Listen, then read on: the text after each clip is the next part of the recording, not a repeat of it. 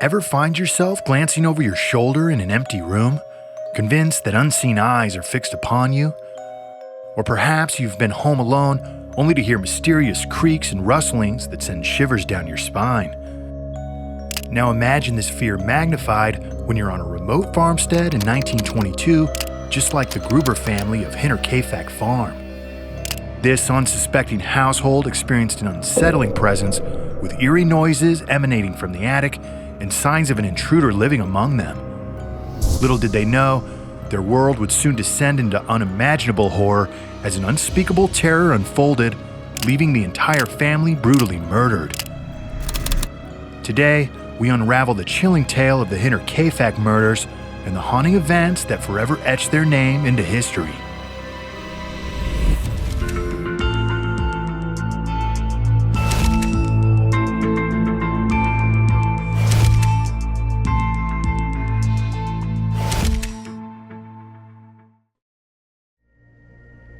On the fateful night of March 31st, 1922, the serene Bavarian countryside was shattered by a heinous act on a remote farmstead named Hinterkaifeck, roughly 43 miles from Munich, Germany.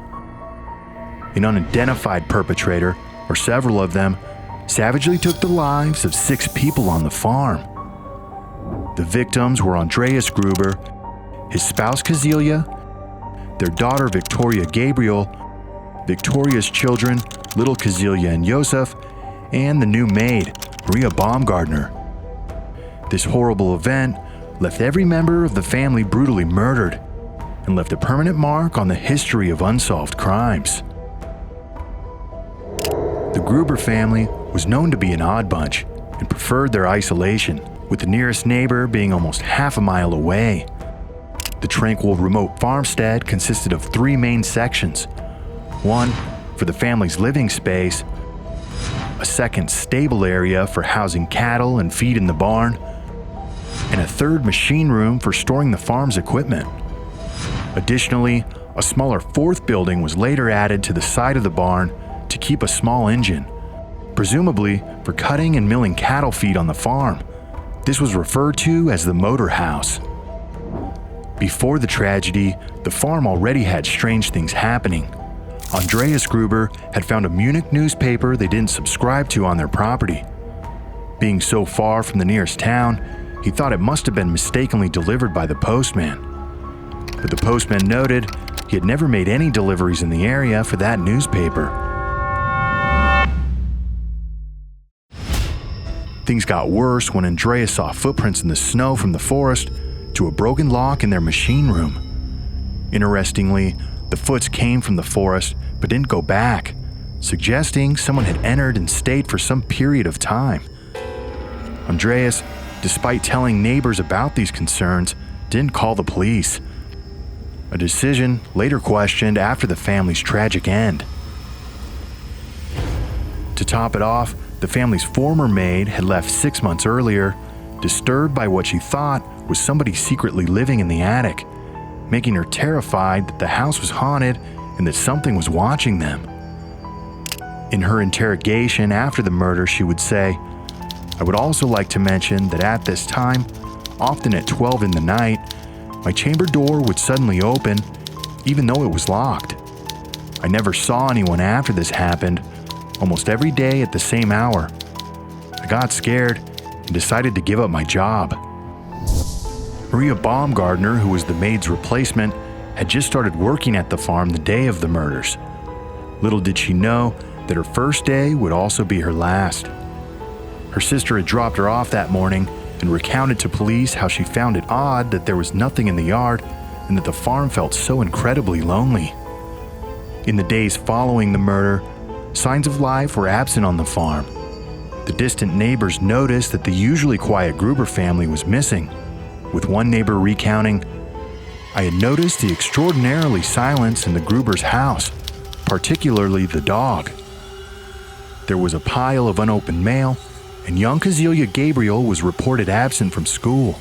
Their absence from church services also worried the locals. A local repairman had even visited the farm for a scheduled maintenance of the engine in the small additional room. When he arrived, the Gruber family was nowhere to be found. In his police interview, he recounted, "When I got there, I wanted to go through the garden door, but I couldn't get in because it was locked. I then walked around the house to be able to get in from the back. I looked in through the kitchen window to see if I could see anyone, but I couldn't. I noticed the loud howling of the cows, but didn't take any notice of it since I often heard that the farm owner is an oddball and didn't come home from the field all day. Since I couldn't see anyone in the house, I parked my bike and sat on it. I waited for about an hour, whistling from time to time to make my presence known.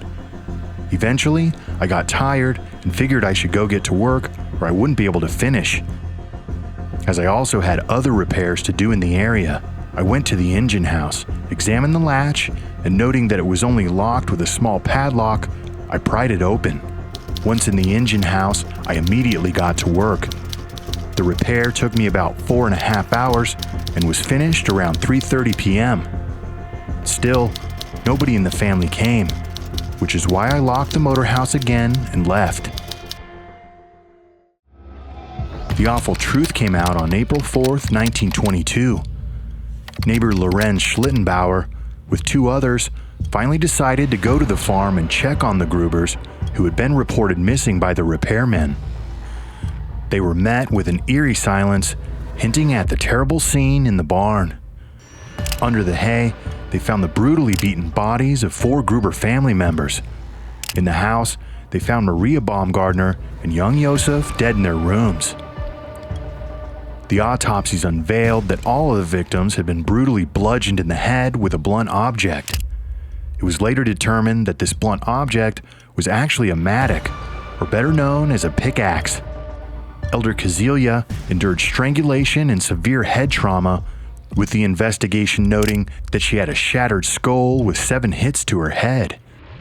Andreas's face was grotesquely disfigured, exposing cheekbones. Victoria's skull bore 9 star-like fractures, and young Cazila's jaw was shattered, her face and neck marred by deep circular injuries. The demise of Maria and young Ysep within the farmhouse were equally tragic. Maria Baumgartner was discovered slain by head wounds in her chamber, and Ysep, the youngest, sustained a fatal facial blow in his crib. Their bodies were covered post-mortem, Maria's with bedcloths and Ysep's with a garment. An eerie detail emerged after the murders. The farm animals and the dogs were unharmed and tended to post-murder, indicating that the perpetrator may have lingered on the premises for days following the crime. Investigators tried to piece together the events that happened that day, but could never identify the killer. They developed a theory based on the locations of the body and the fact that not one member escaped alive. They theorized that the killer or killers probably watched the family for days preceding the murder due to the strange events that were reported. The perpetrators would have then entered the home at night through the exterior machine room. From there, they most likely made their way into the barn, all while the Gruber family slept in the living quarters. At some point in the night, the Grubers must have heard something and went to investigate by entering through the connecting stable door. It was noted that this connecting stable door was super narrow, barely allowing for one person at a time to enter. Investigators believed that the killer lured their victims through here one by one, and as they entered, they were brutally smashed in their heads. Maria and Ysep remained in their room, either still asleep or trying to hide for their lives. Their room was at the back of the house with no exit, and so the killer cornered them and bludgeoned them as well. Due to the murders happening in 1922, there weren't sophisticated crime scene tools like there are today. This meant that most of the cases were based on witness statements and rumors from people acquainted with the Grubers. The Hinterkaifeck murders were further entangled in controversy due to an incest scandal involving Victoria Gabriel and her father, Andreas Gruber. Victoria, a widow since World War I, had a son, Ysep, whose paternity was subject to speculation. Gossip suggested Ysep was a product of incest between Victoria and Andreas, a rumor that was well known locally. The community's response to this scandal was of shock and condemnation. Andreas was convicted of raping Victoria, and both faced incest charges. This grim facet of their lives significantly influenced the murder investigation, fostering theories and conjectures about the motives. One hypothesis was that Victoria and Andreas may have been the perpetrators, a notion later dismissed as the injuries were externally inflicted. A few other theories involved acquaintances that were familiar with the family and the farm. A Peter Weber became a suspect due to his acquaintance with Joseph Betts, who recalled Weber expressing knowledge of Hinterkaifeck farm and suggesting a plan to rob and kill the old man for money. Weber knew details about the farm and its inhabitants, raising suspicions. A few others, Anton and Karl Bickler, were also suspected by the farm's former maid, Crescens Reiger. Anton, who had worked at Hinterkaifeck, often spoke about the family and suggested they should be dead. Reiger also believed Karl Bickler and George Siegel, another worker familiar with the farm, might have been involved. Each of these suspects had certain connections or knowledge that made them plausible candidates for the crime, but definitive evidence was never found to conclusively link any of them to the murders. One interesting theory is that Carl Gabriel, who had been married to Victoria, was thought to have died in World War I due to a shell explosion. Some speculate that he actually survived, only to return home and find that his wife had given birth to a child with her own father, Andreas. Police considered this theory, but eventually it was dismissed. It was confirmed that Carl Gabriel died in France on December 29th, at the beginning of World War I. Therefore, it was unlikely that he was involved in the murders that happened in 1922. There were some that believed the murder was carried out by a serial killer. In his book, The Man from the Train, author Bill James proposed an intriguing hypothesis. He suggested a potential link between the Hinterkaifeck murders and Paul Müller, a German immigrant to North America who was suspected of being a serial killer in the late 19th and early 20th centuries. Müller was implicated in a family murder in Massachusetts in 1897, characterized by his murder style of using the blunt side of an axe and leaving no valuables taken.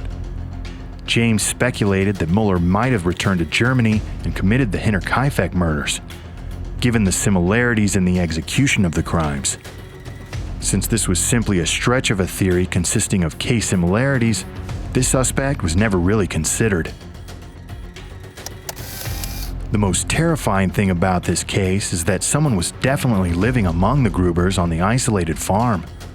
All of the strange occurrences recorded by the previous maid and the strange footsteps found by Andreas seem to point to someone living in the attic or possibly the small engine room. This person or persons most likely watched the Gruber family for days, learning their daily routines and waiting for the right time to strike. But what was truly the motivation for murdering the entire family? Even if the killer was one of the many suspects in the case, what motive would they have to kill everyone, including the young children? It's possible that someone had a vendetta against the family and wanted to try to extinguish their entire family tree. It could be that the murderer only meant to kill one of the family members, but the crime went south when others saw or heard the murder taking place. Then again, it could have simply been a drifter who was seeking refuge from the cold forest, and when they were accidentally discovered, they chose to kill rather than be caught. We may never know what happened to the Gruber family that night on Hinterkaifeck farm, and the killer or killers are most likely long gone by now, though there still may be someone out there who knows something, possibly a family secret passed down for generations. Even though many internet crime investigators have tried to crack this case, none have been successful. The question of who is behind this brutal act still haunts those who seek answers.